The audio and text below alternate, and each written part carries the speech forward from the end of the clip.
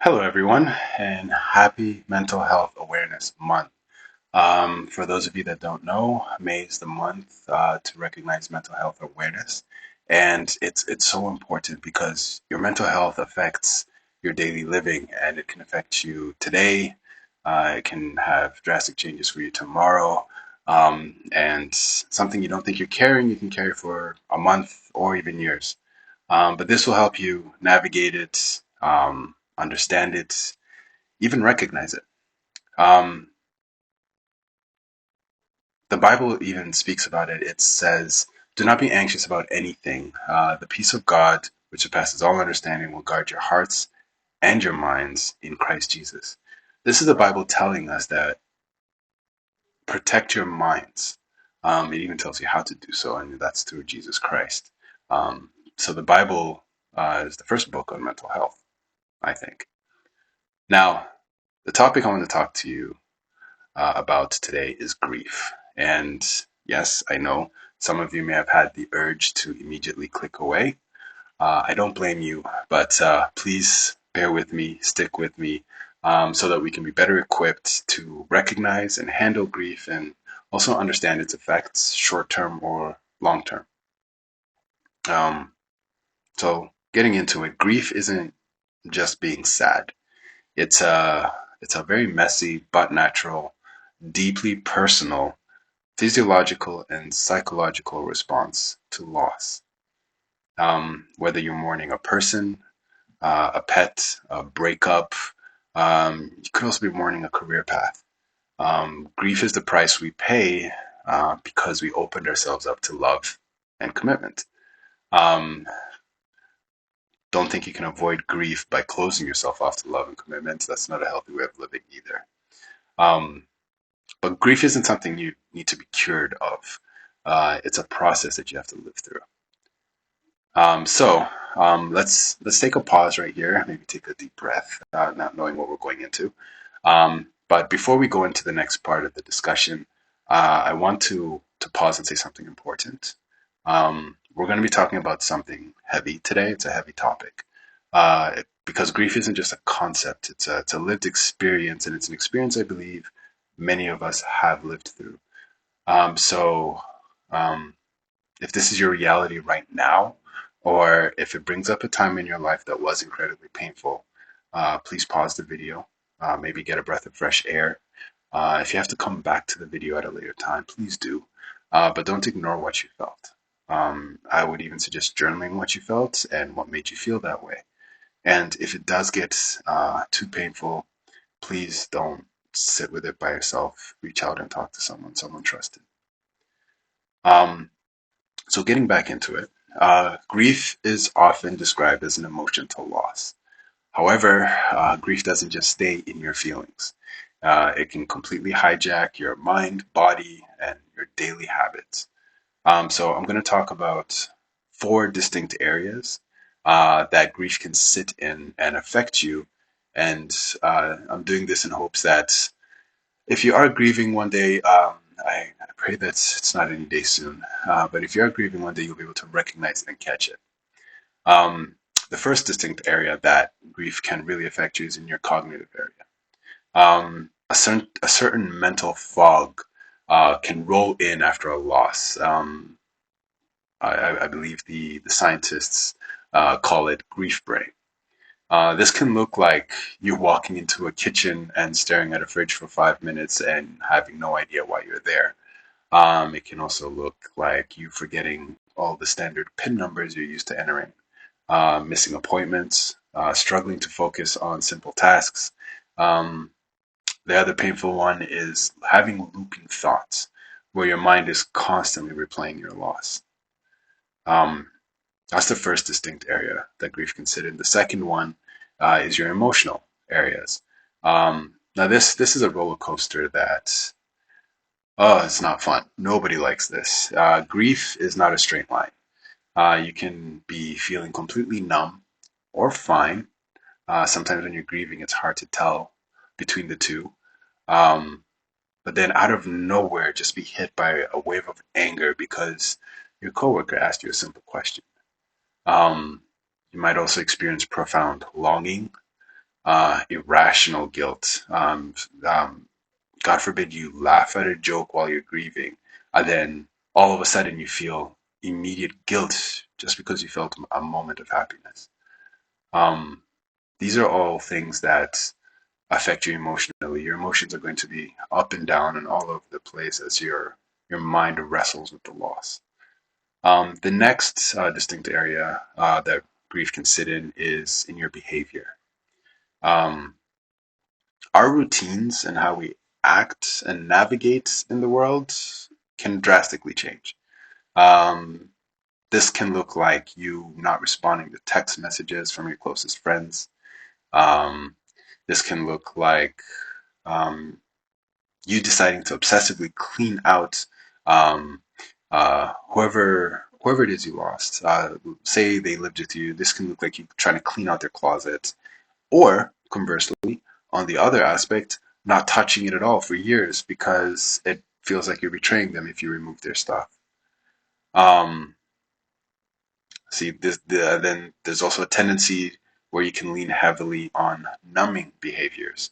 Um, example of that would be like doom scrolling till 3 in the morning, or pouring yourself an extra glass of wine to quiet the noise. Not the people at Shiloh, of course. Some people can even throw themselves into work.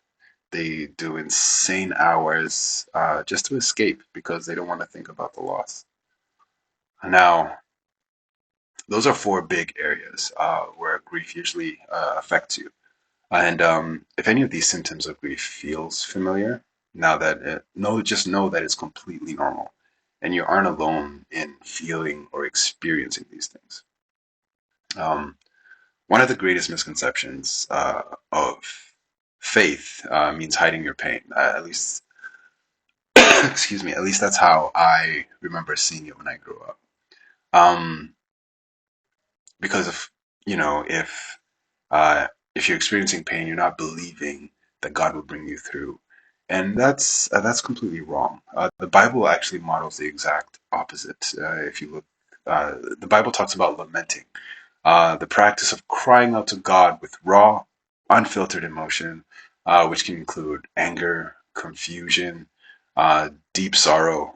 Um, Look at the book of Psalms. Roughly a third of it is processing grief and hardship. Grieving and expressing pain isn't a sign of weak faith. It's a sign of having an honest relationship with God. Thankfully, and I believe it started with the Bible, and that's where these came from. But there are ways to navigate grief. Navigate being the operative word. Do not believe that you can get over grief. Grief isn't something you get over and pass. It's something you learn to grow around. So I would say the first step is give yourself radical grace. Ditch the idea of the 5 stages of grief happening in a neat, orderly line. It can't. Your emotions are that roller coaster we talked about earlier. Recognize that your timeline is your own. Um, the way they the way they measure someone else's grief, it cannot be the same way they measure yours. Um, for example, if you're crying in a grocery store aisle because you saw their favorite brand of cereal 6 months after their loss, that's not a setback, right? That's just a Tuesday in the grieving process. Um, so be graceful, gracious with yourself. Treat yourself like you would a friend who is hurting. Be a friend to yourself. The second way of navigating grief is try to identify your grief triggers. Um, so, grief can catch you off guard, but some of the waves can be anticipated. Some of those obvious ones are, anniversaries, holidays, um, but the sneaky ones are often harder to anticipate coming. Like the smell of a specific cologne, a song playing over the speaker at a coffee shop, um, or when you hit a personal milestone and realize they're not there to celebrate it with you. Pinpointing these helps you at the very least brace for the impact rather than you feeling blindsided and like you're losing your mind.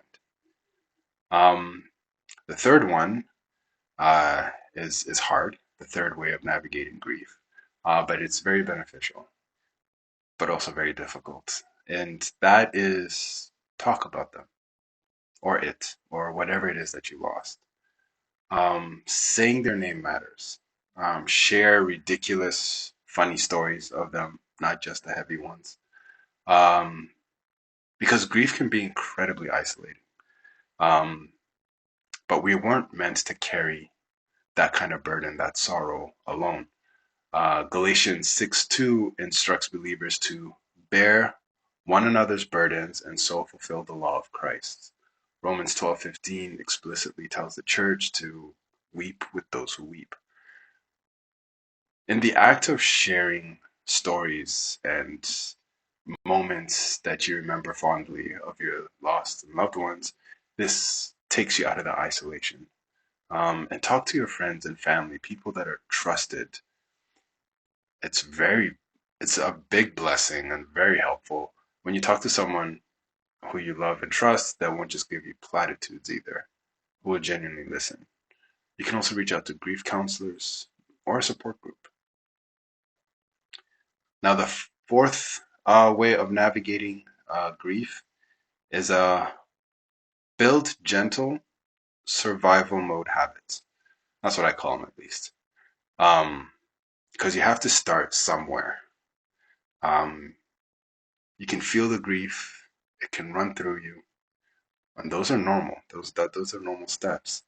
But there's a part where you start to try and get back on your own feet and trying to do it all at once again, just jumping back into what we consider normal. Uh, can be overwhelming and sometimes plunge you back into deeper grief. So build yourself gentle survival mode habits. Um, See, standard self care routines can feel impossible, and you won't want to do them, but you can lower the bar to a manageable level. So the first habit, I would say, is your nutrition. Yes, nutrition has to become a habit again. Um, the motto here for me, fed is best. Eat. Eat something. Now, if cooking a balanced meal feels like climbing Mount Everest, don't do it. But instead of living on fast food, uh, try to grab maybe a protein shake, some fruits, some toasts, maybe some of that casserole lasagna that your friends and family brought you and left on your porch when you couldn't see them. But take care of yourself and eat. Eat your food because that's the fuel your body needs to be able to handle what you're going through. The second one is movement.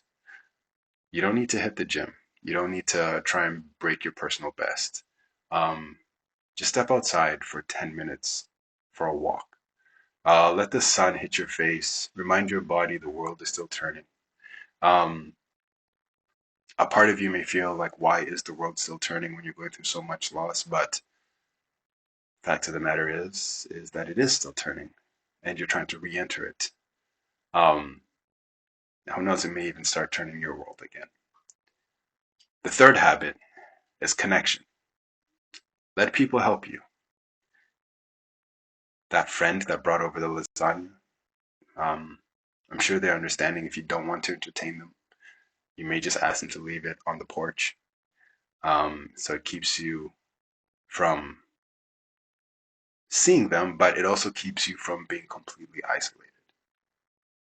Allow the connection back in. Um, the next habit, I really like this one, is honoring hobbies that your loved ones used to do. Um, you're going to have a lot of heavy energy when you're grieving. But this, I find, is a way to channel that energy into something creative and meaningful. An example could be, say, the loved one that you lost loved gardening. Try your hand at planting a garden. because just because they did it, who knows, you might love something that they loved, but you never thought to try. Um, Write them letters in a journal. Support a cause that they cared about. What that does, it gives all that love you had for that person that had no longer has a place to go now, a brand new destination. So, and also it gets you up and moving. It kind of helps you do the previous habits.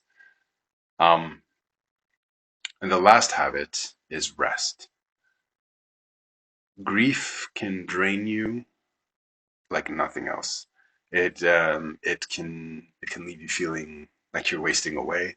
It can leave you feeling exhausted even though you've done nothing for 2 days. Um, but try to get rest. And I know it can be difficult while you're grieving, but there's certain things you can put in place. Prioritize a calming bedtime routine. Um, Try some white noise to drown out those late night thoughts. Leave your phone somewhere far from the bed so that you're not doom scrolling till 3 in the morning. All these can give your brain a fighting chance at actually resting. And a rested brain, when you wake up in the morning, feels much better than a foggy brain while you're grieving. Um, I know I've thrown a lot at you. I've spoken a lot. My mouth is dry. But don't go through grief alone. Um, I hope this video helps because I know we've kind of explained what grief is. We've talked about where the distinct areas of how it can really sit with you and affect you, and we've also talked about how we can navigate grief. Um, but in no way is this a video on how to master grief. Excuse me. Um, if all you can manage today, if you're grieving, is drink a glass of water, step outside for a breath of fresh air, and let yourself feel lousy without judging yourself for it, you're headed in the right direction. Take what works for you right now and leave the rest for later. Take it one breath at a time. And I strongly, strongly implore, if you are in the middle of it right now, if you're feeling completely drained, please don't carry this heavy weight all by yourself. Our church community is here for you. No strings attached, no expectations, just a safe place to land.